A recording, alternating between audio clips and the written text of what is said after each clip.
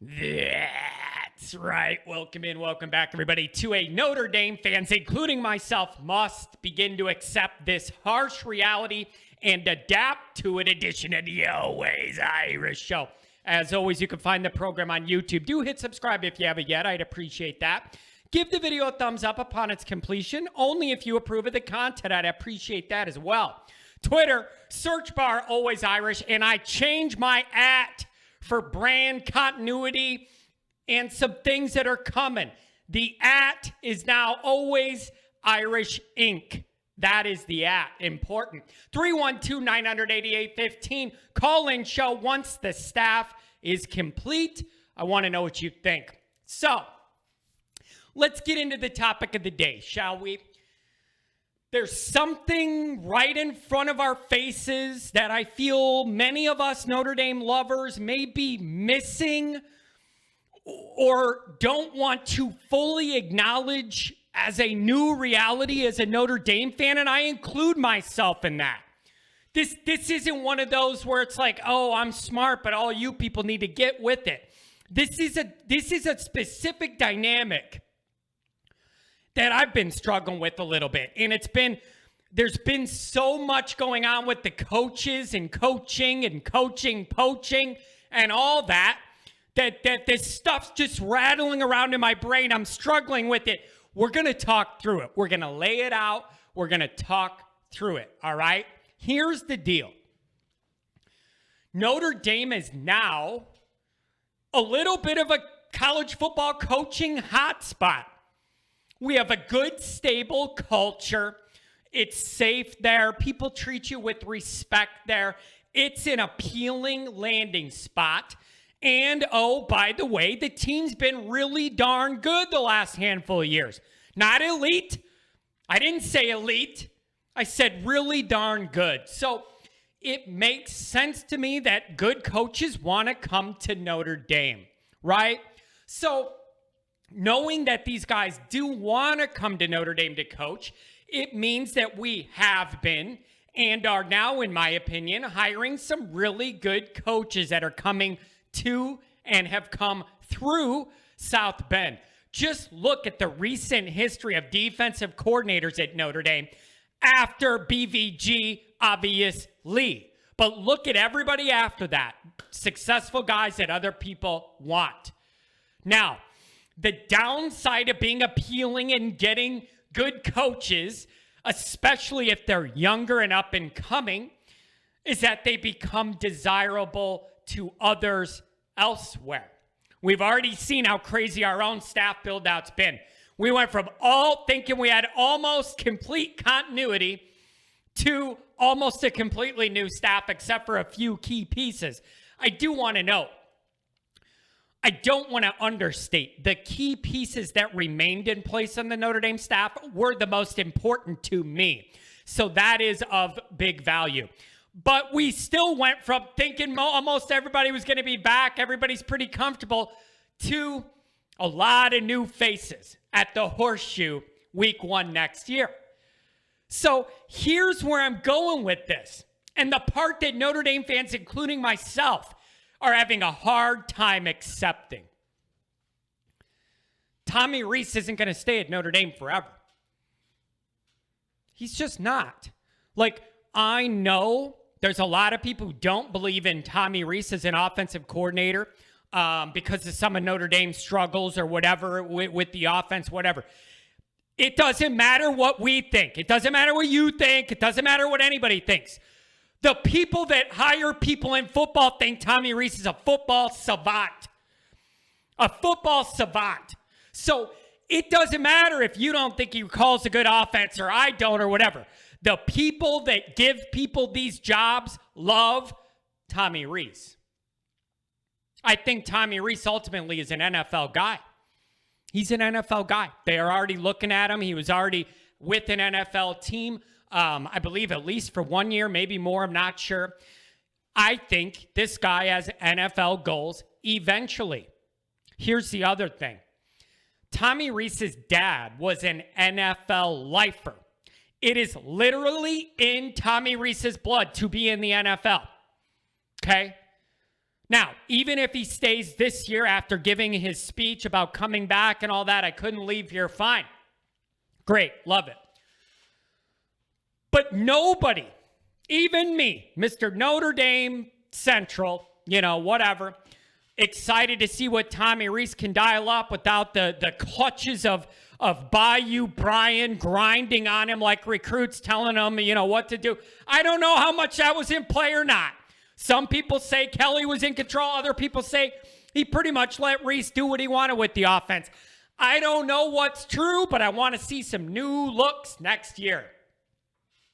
But even if he comes back next year, what happens after that? I'm just telling you guys, I don't think Tommy Rees is going to be at Notre Dame that long or forever. You can't deny, even me as a Notre Dame guy, I can't deny being an offensive coordinator in the NFL is a higher respected position than being an offensive coordinator in college. That's just not a debate. One of them is the top level of competition in the world, and the other isn't. So that's not a debate. As much as everybody loves Tommy Rees, the hometown favorite, South Bend son quarterback there, I get it. And I know Tom Rees loves Notre Dame as well, but I think he loves his career more. So I couldn't blame him if he made a decision to go to the NFL. It's the NFL. It is the pinnacle of this profession. I couldn't blame him if he did it. I would blame him a little bit if he did it this year, just because of the romantic speech and all that comeback stuff and whatever. That's a tough look to overcome. But moving forward, I'm just telling you all to prepare, that not to be shocked when, how could Rees leave? He's a Notre Dame guy. He's not a traitor if he does it. He's not anything like that. He's furthering his career, and that's to be congratulated. But here's where my emotions don't match reality. And I own it, and I admit to it. That's the difference between me and a lot of people. My biases, or the things that I have no patience for, or the things that I'm going to nail or hit hard like Michigan or whatever, at least I admit when I have these biases or where anger comes from, right?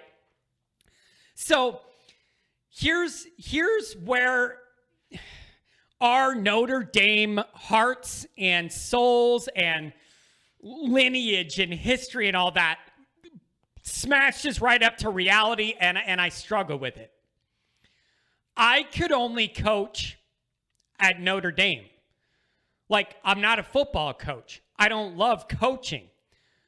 But if I did, I can only coach at Notre Dame. I would not, personally, I have no interest in coaching football. But if you said you could coach Notre Dame football, I would live in a cardboard box in the White Lot parking area in South Bend for the chance to be the water boy and be in every meeting with Marcus Freeman or something. I would only be interested in doing any of this for Notre Dame. I don't have the passion for it to apply it anywhere else because I don't care. Notre Dame's the one. I would drop everything. If Marcus Freeman called and said, hey, buddy, I want you to do the team's laundry, but you could be a part of the program. I'll move there tomorrow. Because it's Notre Dame. That's my heart. That's my soul. That's my family. That's my heritage. That's my religion. All of that.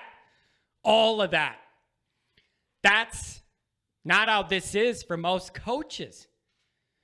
For most guys, jobs are jobs, and they move around a lot in this business. I think we are sometimes so Notre Dame focused, and I'm guilty of this. So Notre Dame focused, we forget the fact that these guys all don't love Notre Dame the way we do. They don't have that blind loyalty no matter what. They can't afford to do it because the coaching industry is so brutal. So brutal. You can't have that loyalty. You need to go where you can get the most money for your family and keep it moving and bounce around. I think sometimes I personally have trouble with that.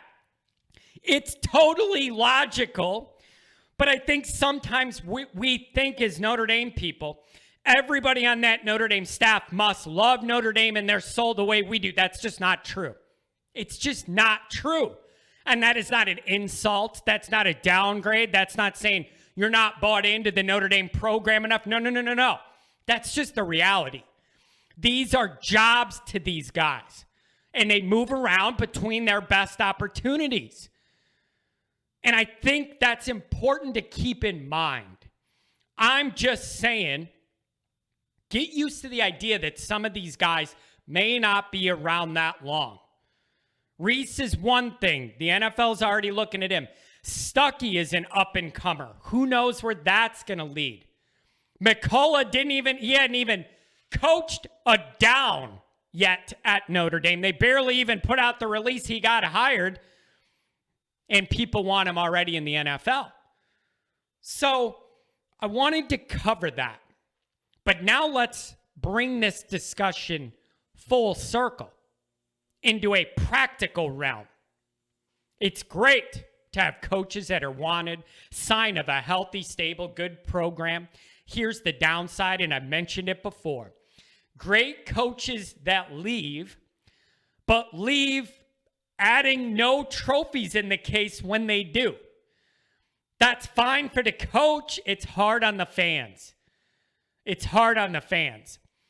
I always hear, Nick Saban loses half his staff every year and he's fine. When trophies are put in the case, fans are a lot more open to losing your good coaches to other teams. That is a compliment. What I'm getting at with all this is, if Notre Dame's now going to be one of these coaching hotspots and attract these young, up-and-coming, exciting guys with big-time futures in college and NFL coaching, if that's the level we're at now, that many elite guys or guys that other entities in football think are elite are here, and we're not going to have this stable staff for 5-6 years and Marcus Freeman, all that. If that's the dynamic that we're operating in, then I need Notre Dame to start winning big and doing it soon, like now. That's the deal. If you're going to have these guys that are that great, you need to start winning things while they're here before they leave. Philosophically, as a fan, emotionally, what exactly do you gain from having these great coaches not winning anything at all? That's big. The Camping World Bowl trophy, I know Kelly has that. That ain't what I'm talking about when I say winning big. Win playoff games. Win New Year's Six games. So, emotionally, what does that do for you? Wow, these coaches are great. That's awesome. Selfishly, I admit it. It's hard to take when these guys that are good go somewhere else and we're left with no results that I care about from all their hard work. They got them a better job. It's frustrating. It's frustrating. So while Notre Dame has these great coaches, win stuff that matters to soften that blow to the program and everybody involved when these people leave. If you don't do that, this is going to be a really frustrating, tough dynamic for Marcus Freeman to navigate. It's hard, okay? It's hard. He wants to get things stabilized and all set up and get these coaches all set. He probably wants to do that for a couple years. Get everybody settled in. I don't know if that's going to happen. So if Notre Dame is now considered one of these hot programs for coaching prospects, that is great. But I need some damn results before these guys leave. And I don't think I'm asking for too much. It's so frustrating with this team. It has been. You always see, look, there's the SEC, Ohio State, and then Notre Dame putting all these guys in the NFL. Notre Dame's churning out these NFL players. They're right up there, SEC top, and then Notre Dame as far as players drafted in some of these drafts. That's fantastic. all those players, and then these good coaches everybody else wants. And it's like, this program is awesome, but I still don't have any trophies in the case that anyone in the world cares about. It's frustrating. It's just frustrating. All the bragging about the NFL picks we have and all this stuff, but there's no trophies. There's no trophies. There's no trophies. And that part of this is starting to get to me. All right? So the key takeaway here is that I need to be more mature and do a better job of realizing all these guys who come in here to coach don't love Notre Dame the way I do. And that's fine. That's fine. I just need Marcus to find a way to capitalize while he has these great guys capitalize on the field.